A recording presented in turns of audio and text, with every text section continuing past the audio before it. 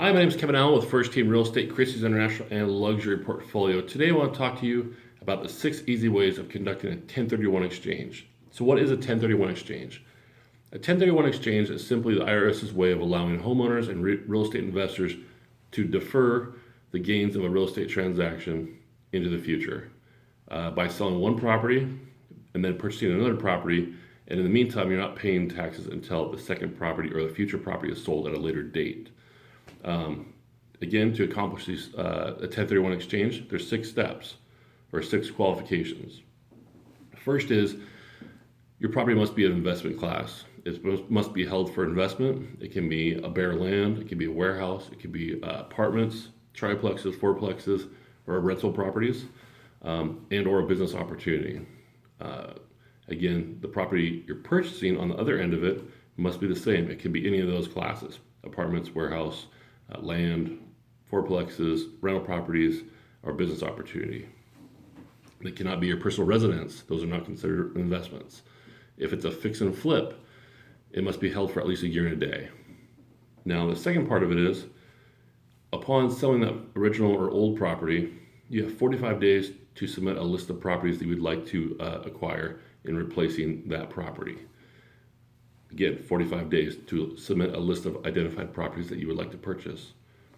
Within the next step of that, item number 3, you have 180 days to close on one of those identified properties that you identified in that 45-day window. Fourth thing, you cannot touch this money in that time. It must be handled by a third party, basically a licensed and registered third party. They're basically an intermediary between you and this transaction. So they're going to be holding the funds the whole time.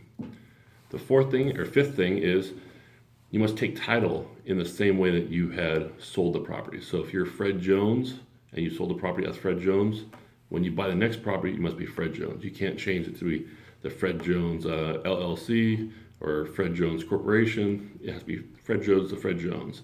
The rules differ a little bit for corporations doing the 1031 exchange, as there's some different, but essentially the rules are the same.